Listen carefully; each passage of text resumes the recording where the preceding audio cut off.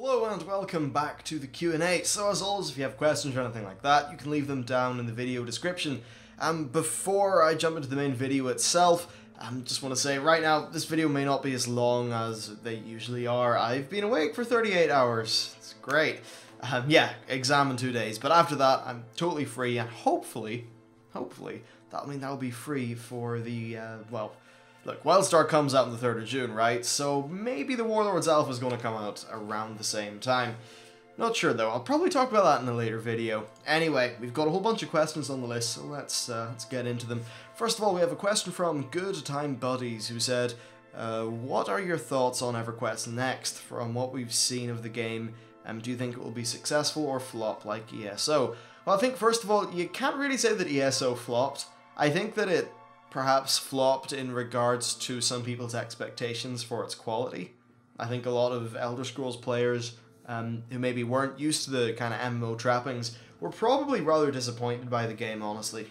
And that would make a lot of sense. But do I think EverQuest Next will work? Well, EverQuest Next is different. That's its big ace in the hole. It's completely different to what's going on in World of Warcraft or WildStar. And honestly, I think WoW and WildStar are going to be the two kind of overall best quality MMOs.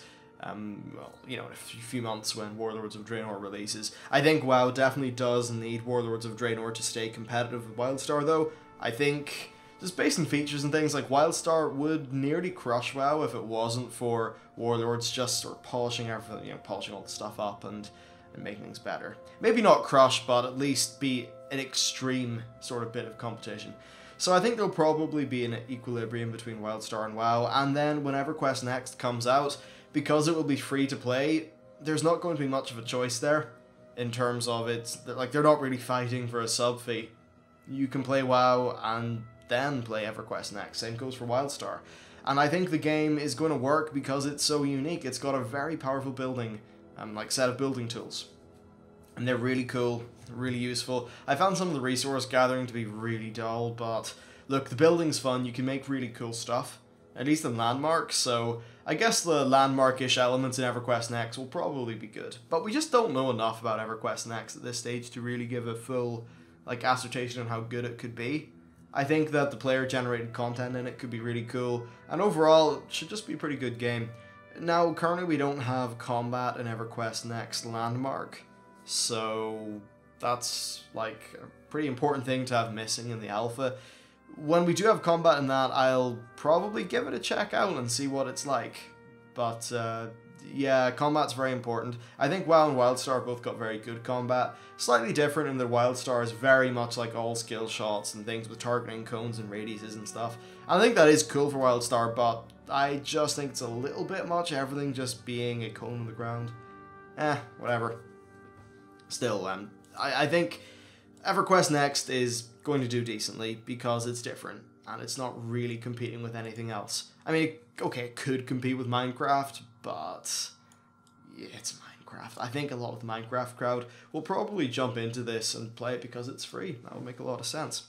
Okay, next we have a question from Anderson001 who said, how big a difference in difficulty do you think there will be between heroic and mythic raiding in Warlords of Draenor?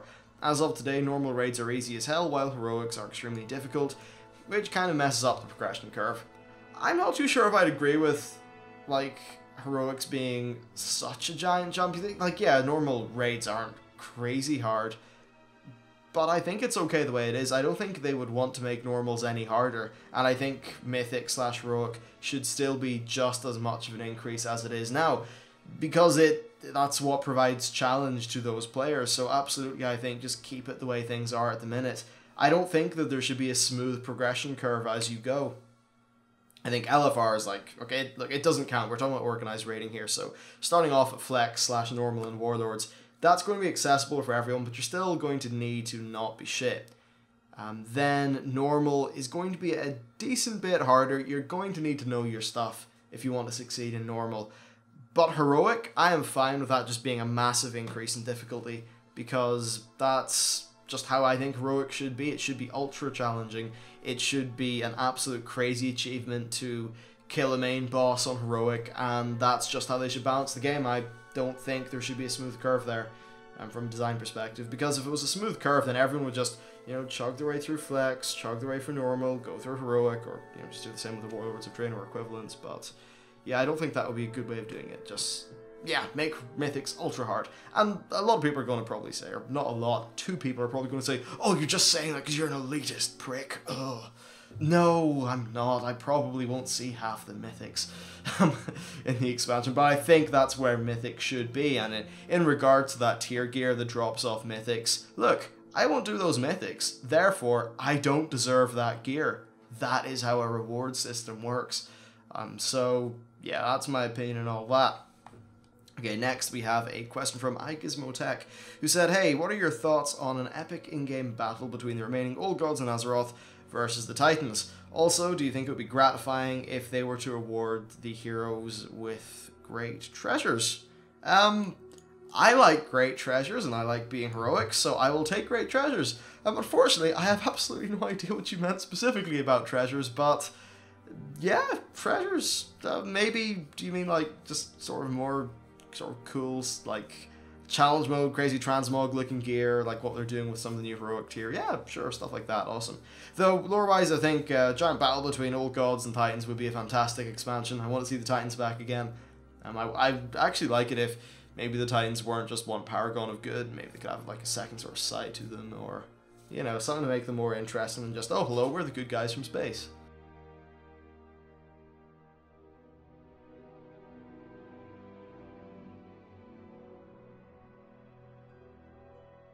Alright, well, unfortunately my camera just died, so we're going to continue this one without the camera. Okay, I'll move my mic. Anyway, so, yeah, Old Gods, Titans, I think that'll be fantastic, and, yeah, put it in the game. Especially with the Old Gods, I would like to experience them more. I think Yogg-Saron was really well done. I really enjoyed Cthulhu, of what I've seen of the guy. And now that it's been a few years and Blizzard are hopefully going to be better at storytelling via like solo scenarios and all that stuff, I just think they could really bring a story like that to life, and perhaps they could finally pull off some of the set pieces that would be involved in a fight of that scale, and I think that really would be quite great. Okay, so the next question is from GraftsB807, who said, any thoughts on seeing Kulturas in game, perhaps with the South Seas Old God expansion, which sort of does tie in with the last one. Yeah, he said perhaps the Naga could rise from Nazjatar, from their, is it the Rift? Yeah, the Rift place they have under there. And yeah, it would give you underwater combat and a whole new land to explore. Well, I don't want too much underwater combat. I don't think it should be ever be the focus of an entire expansion, so that would be a no. But Kulturas is above ground, and I think absolutely it should be there in a South Seas Old God expansion. I think the N'Zoth expansion will have Kulturas as the main alliance place. Maybe there could be some sort of troll island or something for the Horde. Not particularly sure, but yeah, Kulturas. I'm sure we're going to find that place in the game at some stage anyway. Alright, next we have a question from Sade Games, who said, yeah, how do you think Warlords of Draenor will end? Or better yet, how would I like it to end? So I think there's 2 main ways. The first one is the Burning Legion. This is probably one we've all discussed before, but they just appear through the twisting. Now they're kind of go, yeah, and start, killing us and lovely things like that. Or it could be something altogether a little bit more sneaky.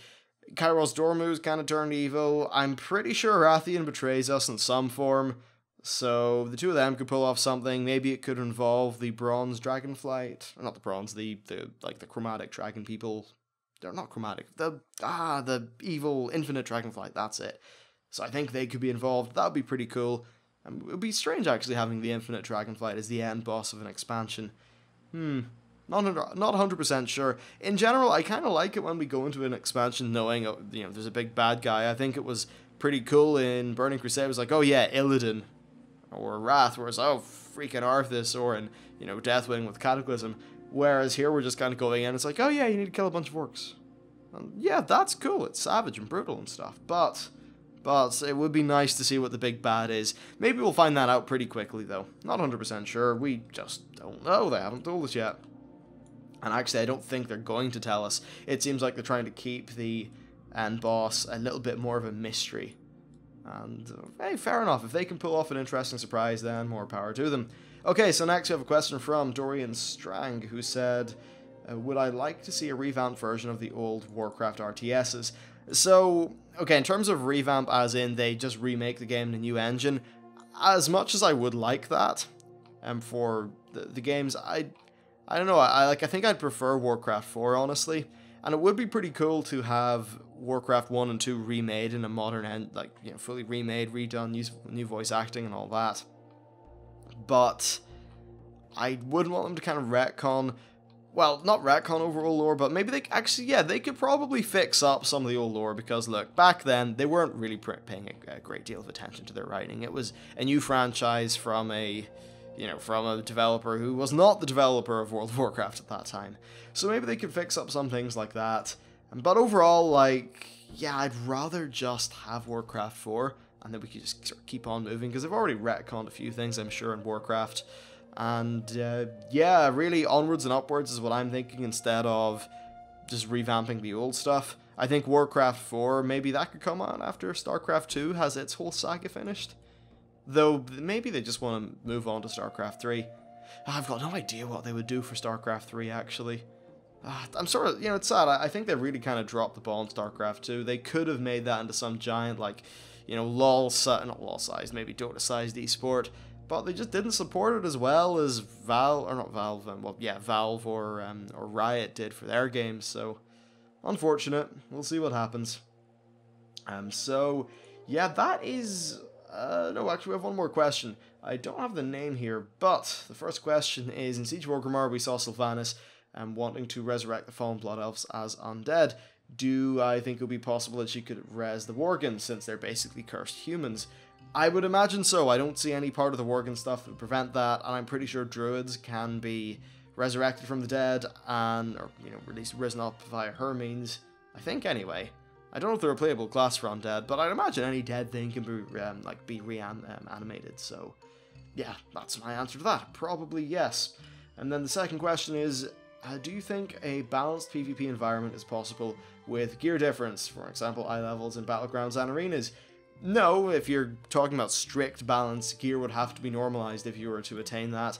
I think that for tournaments they should provide some sort of normalized gear environment, and they probably will. I think they already do that for main tournaments and stuff. Yeah, look, I think PvP it's balanced enough, it's fine. Hopefully in Warlords they'll fix out some of the issues that Pandaria's had, though. Then we have another question, which says, do you think we will see new elemental lords that will be in charge of the elemental planes soon? I don't think so. We saw the main elemental lords. Perhaps we'll revisit the story of the Neptulon at some point. But I think that's really about it for elemental lords. Maybe we'll see the ones for Draenor, but other than that, I think that's just about it in terms of elemental lords that we're going to see. Yeah, okay, so finally the fourth question is, do you think the player models that they will do are also going to update some old NPCs like Naga, Azeroth Ogres, Murlocs, Furbogs, Mountain Giants, and that kind of thing? No, I don't think so, and honestly I think it's fine that they keep the old stuff the way it is, because if you had some ultra, high-res, high-polygon version of an ogre walking around in old Azeroth, it would look out of place. Those cartoony ogres that we have at the minute at least look cohesive in their environment, so I think that's the way it should be kept. Probably. It'll be interesting to see what it's like with sort of fancy-looking NPCs in an old world that doesn't look that great. Maybe they could just allow us to increase some of those basic things like ground clutter density and... I don't know. I think the old world's still going to look the same, though, just with fancier models for NPCs, and that could be weird. Could be weird. Still, for things as large as Nagas and Ogres and stuff, I don't really think they should redo the models for them. At least they shouldn't replace old models with new ones. I totally get it for NPCs, but if there's a new Naga in Draenor, which wouldn't make much sense at all, even if there were, I wouldn't want those to be put back into the old world because, cohesion's nice. Anyway, that's it for this episode of the Q&A. I'm going to sign off and go to sleep before I just, faint, which wouldn't be too much fun. So yeah, thank you for watching, and I'll see you next time.